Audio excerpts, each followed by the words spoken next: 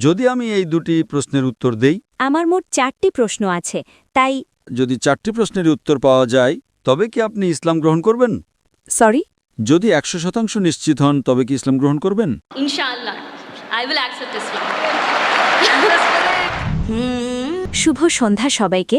আমি প্রশান্তি দাসারি, ভারত থেকে এসেছি। আমি আসলে জন্মগতভাবে একজন খ্রিস্টান এবং আমি স্থানান্তরিত হয়েছি দুবাইতে 2011 সালের অগস্টে। এখানে আমি ইসলাম সম্পর্কে জানতে পেরেছি এবং আমার ভাইও এখানে দুবাইতে থাকে এবং সে আমাদের সবসময় বলতে থাকে আল্লাহ সম্পর্কে। আমি সত্যিই অনেক প্রভাবিত। সে আমার সাথে যে জ্ঞান শেয়ার করেছে তাতে আমি সত্যিই অনেক প্রভাবিত। তাই আমি পুরোপুরি নিশ্চিত হয়েছি যে ইসলাম একটি সোজাসাপটা ধর্ম এবং আল্লাহই শুরু, তিনিই শেষ, তিনিই আদি এবং তিনিই অন্ত। আমরা সূর্যের দিকে তাকাতে পারি না 10 মিনিটের বেশি, তাহলে আমরা সৃষ্টিকর্তাকে কিভাবে দেখব? তাই আমি পুরোপুরি বিশ্বাস করি। তবে কিছু প্রশ্ন আছে যা নিয়ে আমাদের মনে সন্দেহ রয়েছে। যেহেতু আমি জন্মগতভাবে খ্রিস্টান, আমার 4টি প্রশ্ন আছে। মোট 4টি প্রশ্ন আছে ভাই জাকির নায়েকের কাছে।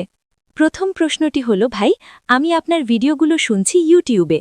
আপনি সেখানে পবিত্র আত্মার সম্পর্কে কথা বলছিলেন এবং আপনি বিশেষভাবে উল্লেখ করেছেন যে পবিত্র আত্মার অস্তিত্ব আছে। তাই আমি জানতে চাই যে কোরআন অনুযায়ী ইসলামে কি পবিত্র আত্মার ধারণা আছে? এবং বাইবেলের পুরাতন নিয়মে একটি আয়াত আছে যে ঈশ্বরের আত্মা পানির ওপর বিরাজ করছিল। ঈশ্বরের আত্মা, তাহলে পবিত্র আত্মা কি আল্লাহ থেকে আলাদা কিছু? এটি আমার প্রশ্ন। বোন দুটি প্রশ্ন করেছেন। 1 নম্বর প্রশ্ন হল পবিত্র আত্মা বলতে কি বোঝায়, আর এই পবিত্র আত্মা আসলে কে কোরআন ও ইসলাম অনুযায়ী, এবং খ্রিস্টধর্মের তুলনায় এটা কেমন, এবং বাইবেল সত্যিই বলে যে ঈশ্বরের আত্মা পানির উপর বিরাজ করছিল, এর মানে কি? পবিত্র আত্মা কি ঈশ্বর থেকে আলাদা? বোন দুটি প্রশ্ন করেছেন। যদি আমি এই দুটি প্রশ্নের উত্তর দেই তবে কি আপনি ইসলাম গ্রহণ করবেন? আমার মোট 4টি প্রশ্ন আছে, তাই আপনি কি চান আমি প্রথম দুটির উত্তর দেই, তারপর আপনি বাকি দুটি প্রশ্ন করবেন? হ্যাঁ, অবশ্যই। আমি 70% নিশ্চিত হয়েছি। আমার ভাই আমার সাথে যা শেয়ার করেছে এবং আপনার ভিডিওগুলো দেখে আমি 70% প্রভাবিত। আমি 70% নিশ্চিত আমি আপনার কাছে খুবই সৎ এবং স্বচ্ছ থাকছি। তাহলে ইনশাআল্লাহ যদি 4টি প্রশ্নের উত্তর পাওয়া যায়, জি। যদি 100% নিশ্চিত হন তবে কি ইসলাম গ্রহণ করবেন? Inshallah, I will accept Islam. বোন দুটি প্রশ্ন করেছেন এবং এরপর তিনি বাকি দুটি প্রশ্ন করবেন যে বাইবেলে পবিত্র আত্মার কথা উল্লেখ আছে, পবিত্র আত্মার অর্থ কি? কোরআনে পবিত্র আত্মার যে সংজ্ঞা তা ইসলামের মতো এক নয়, কারণ খ্রিস্টানরা যখন পবিত্র আত্মার কথা বলে তারা মনে করে এটি ত্রিত্ববাদের একটি অংশ। একই সাথে 3 ঈশ্বর, যদিও ত্রিত্ববাদ শব্দটি বাইবেলের কোথাও নেই, কোথাও না। পিতা, পুত্র এবং পবিত্র আত্মা। যখন তারা পিতা বলে তখন তারা সর্বশক্তিমান ঈশ্বরের কথা ভাবেন, যেমন একজন সান্টা ক্লজ স্বর্গে বসে আছেন আর পৃথিবীটা তার পায়ের নিচে। যখন তারা পুত্র নিয়ে কথা বলে তারা যীশুখ্রিস্ট বা ঈসা আলাইহিস সম্পর্কে ভাবে, যেমনটা জেফ্রি হান্টারকে কিং অব কিংস মুভিতে দেখা যায়, নীল চোখ আর সুন্দর নাকের একজন মানুষ। যখন তারা পবিত্র আত্মা নিয়ে কথা বলে তারা পেন্টেকস্টের সময় কবুতরের কথা ভাবেন, অথবা যখন যীশুখ্রিস্ট বাপ্তিস্মা নিচ্ছিলেন সে সময়ের কথা ভাবেন। কোরআনে যে আত্মার কথা বলা হয়েছে তা কি? আমি বিশ্বাস করি কোরআন এখানে প্রধান ফেরেশতা জিবরাইল আলাইহিসসালাম সম্পর্কে বলছেন। তিনি ফেরেশতাদের মধ্যে একজন, আল্লাহ সুবহানাহু ওয়া তাআলার পাঠানো। তার অন্যতম প্রধান কাজ ছিল বাণী পৌঁছে দেওয়া মুহাম্মদ সাল্লাল্লাহু আলাইহি সাল্লামের কাছে। তার আরও অনেক দায়িত্ব ছিল, তাই আমরা এই ফেরেশতায় বিশ্বাস করি। তাই আপনি যদি বলেন যে সেখানে একটি আত্মা আছে, আমাদের কোনো সমস্যা নেই, কিন্তু তিনি ত্রিত্ববাদী ঈশ্বরের অংশ নন এবং তার উভয় ভিন্ন। প্রধান ফেরেশতা জিবরাইল আলাইহিস সালাম সম্পূর্ণ আলাদা আল্লাহ সুবহানাহু ওয়া তাআলা থেকে। এমনকি উল্লেখিত বাইবেলেও এই আত্মা আলাদা আল্লাহ সুবহানাহু ওয়া তাআলা থেকে। তারা একীভূত নন। এটি গির্জার নিজস্ব শিক্ষা, কারণ ত্রিত্ববাদ শব্দটি বাইবেলের কোথাও পাওয়া যায় না। কিন্তু যদি আপনি কোরআন পড়েন তবে ত্রিত্ববাদের কথা কোরআনের দুবার উল্লেখ করা হয়েছে। সূরা নিসা অধ্যায় 4 আয়াত 171, ওয়ালা তাকুলু সালাসা, যেখানে বলা হয়েছে ত্রিত্ববাদ বলো না, ইনতাউ খায়রুল লাকুম, এটা থেকে বিরত থাকো, এটাই তোমাদের জন্য উত্তম।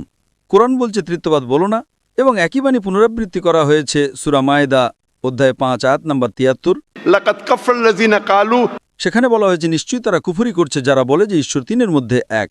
সুতরাং তৃত্ববাদ শব্দটি কোরআনে দুবার এসেছে এবং উভয় স্থানেই বলা হয়েছে যে এই ধারণাটি ব্যবহার করা ভুল।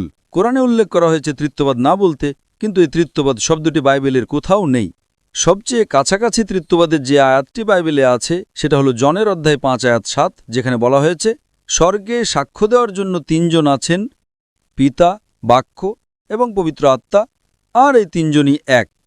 তো এই আয়াতটি আপনি যদি রিভাইজড স্ট্যান্ডার্ড ভার্সন বাইবেলের পড়েন, যা 32 জন উচ্চমানের খ্রিস্টান পণ্ডিত দ্বারা সংশ্লিষ্ট করা হয়েছে, তারা বলেছেন যে এই আয়াতটি গসপেল অফ জন অধ্যায় 5 আয়াত 7 একটি বাইরে থেকে ঢোকানো, এটা বানোয়াট মুদ্রার জাল।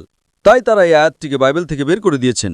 সুতরাং বাইবেলের যে আয়াতটি সরাসরি তৃত্ববাদ নিয়ে কথা বলছিল না, কিন্তু তার সবচেয়ে কাছাকাছি ছিল, খ্রিস্টান শিক্ষাবিদরাই তাকে ছুঁড়ে ফেলে দিয়েছেন বানোয়াট এবং জাল হিসেবে। স্বাভাবিকভাবেই পবিত্র আত্মা এবং সর্বশক্তিমান ঈশ্বর এরা দুটি ভিন্ন সত্তা, তারা এক নয়। এবং কোরআনে বলা হয়েছে জিবরাইল আলাইহিস সালামের কথা, তিনি একজন ফেরেশতা আল্লাহ সুবহানাহু ওয়া তাআলার। আশা করি বিষয়টি আপনার কাছে পরিষ্কার হয়েছে বোন। Yes, brother. আমি আপনার বাকি দুটি প্রশ্ন জানতে চাই। হ্যাঁ, আমার তৃতীয় প্রশ্নটি পবিত্র আত্মার সাথেই সম্পর্কিত। সকল নবী বা আল্লাহর মানুষ, যেমন ইব্রাহিম, ইসহাক এবং মুসা আলাহিসাল্লাম, এই সকল নবী আল্লাহর সাথে যোগাযোগ করতেন। তারা আল্লাহর সাথে ভাব বিনিময় করতেন। আল্লাহর সাথে যোগাযোগ করার জন্য যেহেতু তারা সবাই আল্লাহর মনোনীত ব্যক্তি ছিলেন, তাদের অবশ্যই বিশেষ কোনো শক্তির অধিকারী হতে হয়েছিল। এটি হয়তো আল্লাহর অনুগ্রহ ছিল, তাই এটি একটি শক্তি, সেখানে বিশেষ কোনো শক্তি কাজ করেছে যাতে তারা আল্লাহর সাথে যোগাযোগ করতে পারেন। তো সেই শক্তিটা আসলে কি? তো এতকাল আমার ধারণা বা বুঝটা যা ছিল তা হল পবিত্র আত্মার সাহায্যেই সকল নবী আল্লাহর সাথে সুপারিশ করতেন। এটি কি সত্য? বোন প্রশ্ন করেছেন যে রসুলগণ সুপারিশ করেন সর্বশক্তিমান আল্লাহর কাছে। এরপর আপনি বললেন যোগাযোগ করা আল্লাহর সাথে। বোন, ইংরেজি শব্দ সুপারিশ করা আর যোগাযোগ করা দুটি ভিন্ন জিনিস। তো আপনার প্রশ্নটি কি সুপারিশ করা নাকি যোগাযোগ করা? সুপারিশ করা। সুপারিশ করার মানে হলো কেউ অন্য কারো হয়ে সুপারিশ করে। কেউ অন্য কারো হয়ে সুপারিশ করে। এখন আপনাকে বুঝতে হবে যে যখন আপনি আল্লাহ সুবহানাহু ওয়া তাআলার সাথে কথা বলেন, তখন আল্লাহ সুবহানাহু ওয়া তাআলার কারো সুপারিশের প্রয়োজন নেই। এবং আল্লাহ কোরআনে বলেছেন সূরা গাফির অধ্যায় নম্বর 40 আয়াত নম্বর 60, তোমরা আমাকে ডাকো, আমি তোমাদের ডাকে সাড়া দেব। আল্লাহ সুবহানাহু ওয়া তাআলার কাছে কারো সুপারিশের প্রয়োজন নেই। কেন? কারণ মানুষ উদাহরণ দেয় যে যখন আপনি বিচারকের কাছে যান, আদালতে আপনার মামলা পেশ করেন, তখন আপনি উকিল নিয়োগ করেন। একইভাবে আল্লাহর রসুলগণ হলেন আমাদের উকিল। তার ক্ষেত্রে এটা যৌক্তিক হতে পারে, একজন বিচারক যিনি মানুষ, কারণ বিচারক জানে না যে কে প্রকৃত অপরাধী, কে চোর, কে নির্দোষ।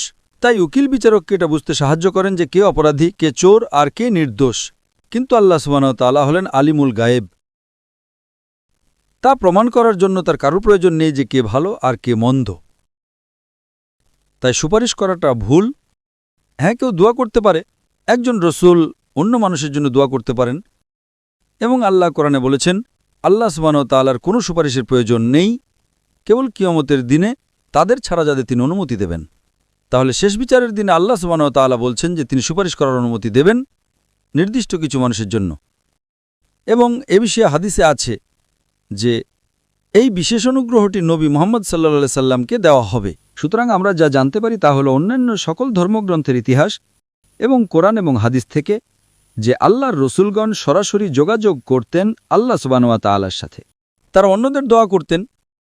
কিন্তু যদি আমরা নবীকে সুপারিশকারী হিসেবে ব্যবহার করি, অর্থাৎ যদি আমি প্রার্থনা করি আর মনে করি এই নবীর মাধ্যমে আল্লাহর কাছে যেতে হবে, নবীর আদেশ অনুসরণ করা ভালো, কিন্তু যদি আমি আল্লাহ সুবহানাহু ওয়া তাআলা ছাড়া অন্য কারো কাছে প্রার্থনা করি, যেটা অনেক মানুষই করে থাকে, তারা মানুষের কাছে প্রার্থনা করে এই ভেবে যে তারা সর্বশক্তিমান ঈশ্বরের খুব কাছের মানুষ। তাই যদি আমরা তার মাধ্যমে প্রার্থনা করি তবে ঈশ্বর কবুল করবেন আমাদের প্রার্থনা দ্রুত এবং ভালোভাবে। এটা ভুল ধারণা। আমাদের সরাসরি আল্লাহ সুবহানাহু ওয়া তাআলার কাছে প্রার্থনা করতে হবে। আল্লাহর এই নবীরা হলেন আল্লাহ রসুল। হ্যাঁ, তাদের বিশেষ ক্ষমতা আছে, তারা কথা বলতে পারেন আল্লাহ সুবহানাহু ওয়া তাআলার সাথে। এবং আল্লাহ সুবহানাহু ওয়া তাআলা মানুষের মধ্যে থেকে নির্দিষ্ট কিছু মানুষকে বেছে নেন তার বাণী অন্যদের কাছে পৌঁছে দেওয়ার জন্য। এই মনোনীত ব্যক্তিদের সর্বশক্তিমান ঈশ্বরের যাদের আমরা নবী বলি বা আল্লাহ রসুল বলি। সুতরাং আল্লাহ সুবহানাহু ওয়া তাআলা বাছাই করে নির্দিষ্ট কিছু মানুষকে পৃথিবীতে তার বাণী অন্যদের কাছে পৌঁছে দেওয়ার জন্য, তাদেরকে আল্লাহ রসুল বলা হয়। সুতরাং একটি যোগাযোগ থাকে রসুল এবং আল্লাহ সুবহানাহু ওয়া তাআলার মধ্যে। কিন্তু তার মানে এই নয় যে মানুষ এই রসুলদের সুপারিশকারী হিসেবে ব্যবহার করবে, যে যদি তারা এই রসুলদের কাছে প্রার্থনা করে তবে সর্বশক্তিমান ঈশ্বর আমাদের কথা শুনবেন। এটা গির্জার শিক্ষা, যা আপনি যীশুখ্রিস্ট বিশ্বাস করবেন আর আপনার সব পাপ ক্ষমা হয়ে যাবে। এই ধারণা ইসলামে নেই, এমনকি প্রকৃত খ্রিস্টান ধর্মেও নেই। এটা গির্জার নিজস্ব শিক্ষা। বোন, আশা করি বিষয়টা আপনার কাছে পরিষ্কার হয়েছে। হ্যাঁ, আমার শেষ প্রশ্নটি হল, বাইবেলের নতুন নিয়মে একটি বই, বুক অফ অ্যাক্টস, সেখানে পল ভাষার অলৌকিক ক্ষমতার সম্পর্কে উল্লেখ করেছেন। নতুন নিয়মে এই অলৌকিক ভাষার সম্পর্কে আপনার বক্তব্য কি? মানে ইসলাম অনুযায়ী কি এটি পুরোপুরি বর্জন করা হয়েছে? এটি কি এখন নেই, নাকি সেই সময় জিহ্বার উপহার অলৌকিক ভাষার অস্তিত্ব ছিল? বোন প্রশ্ন করেছেন যে পল জিহ্বা সম্পর্কে বলেছেন। যদি আমাকে রেফারেন্স দিতে পারেন, আমি ভালোভাবে উত্তর দিতে পারব। তবে সাধারণভাবে বাইবেলে জিহ্বা সম্পর্কে অনেক বক্তব্য রয়েছে এবং আরও বলা হয়েছে। আপনি যদি গসপেল পড়েন, আপনি যদি গসপেল মার্ক পড়েন, সেখানে বলা হয়েছে যে কেউই একজন বিশ্বাসী সে বিদেশি ভাষা বুঝতে সক্ষম হবে এবং বিদেশি ভাষায় কথা বলতে সক্ষম হবে। তার মানে আপনি যদি ঈশ্বরে বিশ্বাসী হন, তবে আপনি বিদেশি ভাষা বুঝতে এবং কথা বলতে পারবেন। যখন আমার বিতর্ক হচ্ছিল ডক্টর উইলিয়াম ক্যাম্পবেলের সাথে, তখন আমি ঠিক এটাই করেছিলাম। আমি তাকে একটি ১০০ টাকার নোট দিয়েছিলাম এবং ভারতের ১০০ টাকার নোটে আপনারা হয়তো জানেন যে যেহেতু আমাদের সেখানে ২২টি সরকারি ভাষা রয়েছে, আমি ইংরেজিতে পড়লাম 100 রুপিজ, হিন্দিতে বলা আছে 100 রুপিয়া। আমি তাকে বললাম বাকি ২০টি ভাষা পড়ে দেখান যদি আপনি বিশ্বাসী হন, এবং তিনি তা পারেননি। অনেক রেফারেন্স আছে কোরআনে ভাষা নিয়ে। আপনি যদি কোরআন পড়েন, তবে কোরআন সূরা রুম অধ্যায় ৩০ আয়াত নম্বর ২২ বলছে, আল্লাহ সুবহানাহু ওয়া তাআলা মানুষকে সৃষ্টি করেছেন বিভিন্ন বর্ণ এবং ভাষায়, যাতে তোমরা একে অপরকে চিনতে পারো, যাতে জ্ঞানবান মানুষেরা বিষয়টি বুঝতে পারে। তাছাড়াও কোরআন বলছে যে শেষ বিচারের দিনে আপনার জিহ্বা, আপনার অঙ্গ প্রত্যঙ্গ, আপনার হাত, এগুলো আপনার হয়ে সাক্ষ্য দেবে আপনি কি ঠিক করেছেন আর কি ভুল করেছেন তা নিয়ে। নবী সাল্লাল্লাহু আলাইহি সাল্লামের বিভিন্ন হাদিসে কথা বলা সম্পর্কে আলোচনা করা হয়েছে। সুতরাং কোরআনে জিহ্বা সম্পর্কে অনেক রেফারেন্স আছে, বাইবেলেও অনেক রেফারেন্স রয়েছে জিহ্বা সম্পর্কে এবং কিভাবে একজন বিশ্বাসীকে পরীক্ষা করতে হয়। আশা করি বিষয়টি আপনার কাছে পরিষ্কার হয়েছে বোন। ধন্যবাদ। এবং আমার শেষ প্রশ্নটি হল, আমার একজন মুসলিম বন্ধু আছে এবং সে আমাকে পরামর্শ দিয়েছে বাইবেলের পুরাতন নিয়ম পড়ার। সে বিশেষভাবে পুরাতন নিয়মটা আগে অনুসরণ করতে বলেছে এবং তারপর বলেছে কুরআন পড়তে। কিন্তু আপনি যেমন বিশেষভাবে উল্লেখ করেছেন যে কুরআন হলো আল্লাহর দেওয়া সর্বশেষ ও চূড়ান্ত প্রত্যাদেশ, তাই একজন মুসলিম হিসেবে আপনি আমাকে কি পরামর্শ দেবেন? কারণ আমার বন্ধু মুসলিম হওয়া সত্ত্বেও সে বলেছে আগে বাইবেলের পুরাতন নিয়ম অনুসরণ করতে এবং পরে কুরআন পড়তে। বোন প্রশ্ন করেছেন যে তার এক বন্ধু তাকে বলেছেন আগে পুরাতন নিয়ম পড়তে এবং তারপর কোরআন। বোন, এটি কোনো বাধ্যতামূলক বিষয় না। যদি পুরাতন নিয়ম এবং নতুন নিয়মের মতো কিছু থাকে, তবে সর্বশেষ নিয়ম হিসেবে কোরআনও আছে। সুতরাং খ্রিস্টানরা যখন পুরাতন ও নতুন নিয়মের কথা বলে, জেনে রাখুন এটি হলো আল্লাহ সুবহানাহু ওয়া তাআলার সর্বশেষ ও চূড়ান্ত নিয়ম। এখন আমি আপনাকে একটা প্রশ্ন করছি। অবশ্যই। উদাহরণস্বরূপ, আপনি মেডিকেল কলেজে গিয়েছেন। আমি নিজে তো মেডিকেল কলেজে ছিলাম। প্রফেসর কিথ মুর কিছু বই লিখেছেন এবং তার বইয়ের প্রথম সংস্করণ, দ্বিতীয় সংস্করণ, তৃতীয় সংস্করণ ছিল। তো আপনি কি প্রথম সংস্করণটি পড়বেন নাকি সর্বশেষ সংস্করণটি পড়বেন? আমি সর্বশেষ সংস্করণটিই পড়ব। লেটেস্ট, ঠিক। হ্যাঁ, যদি আপনি সত্যিই প্রথম সংস্করণটিকে অনেক ভালোবাসেন, তবে আমি বলবো এতে কোনো সমস্যা নেই। আগে প্রথম সংস্করণটি পড়ুন এবং তারপর শেষ সংস্করণটি পড়ুন। তো আপনি যদি আসক্ত হয়ে থাকেন পুরাতন নিয়মের এবং সেটা যদি আপনার হৃদয়ের খুব কাছাকাছি হয়, তবে কুরআন বলছে সূরা আল ইমরান অধ্যায় ৩ আয়াত ৬৪, তাআলাউ ইলা কালিমাতিন সাওয়াইন বাইনা বাইনাকুম। সেগুলোতে একমত হও আমাদের এবং তোমাদের মধ্যে যে বিষয়গুলো মিল আছে।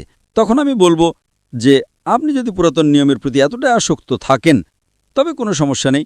পুরাতন নিয়মটি পড়ুন এবং তারপর কোরআন পড়ুন। কমপক্ষে যে বিষয়গুলো মিল আছে সেগুলোতে একমত হন।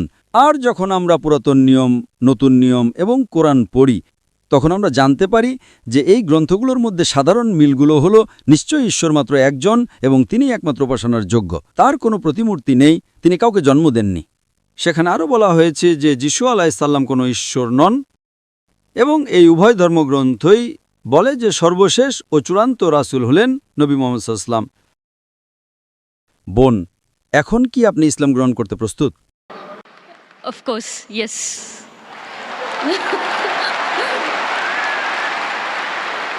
বোন, আপনি কি বিশ্বাস করেন যে ঈশ্বর মাত্র একজন? হ্যাঁ, আমি বিশ্বাস করি যে ঈশ্বর কেবল একজনই। আপনি কি বিশ্বাস করেন যিশু কোনো ঈশ্বর নন বরং তিনি আল্লাহর একজন রাসূল? হ্যাঁ আমি বিশ্বাস করি যিশু একজন রাসূল। আপনি কি বিশ্বাস করেন যে নবী মুহাম্মদ সাল্লাল্লাহু আলাইহি সাল্লাম সর্বশেষ ও চূড়ান্ত রাসূল? হ্যাঁ আমি বিশ্বাস করি নবী মোহাম্মদ সাল্লাল্লাহু আলাইহি ওয়াসাল্লাম হলেন সর্বশেষ ও চূড়ান্ত রাসূল। বোন, আপনাকে কেউ কি ইসলাম গ্রহণ করতে জোর করছে? সরি? বোন, আপনাকে কেউ কি ইসলাম গ্রহণ করতে জোর করছে? না কেউ জোর করছে না। আপনি নিজের ইচ্ছে গ্রহণ করছেন বোন। জি। কারণ ইসলামে কাউকে ইসলাম গ্রহণ করতে বাধ্য করা হারাম। এটা হারাম ধর্মের দিক থেকে এবং অধিকাংশ দেশে এটা নিষিদ্ধ।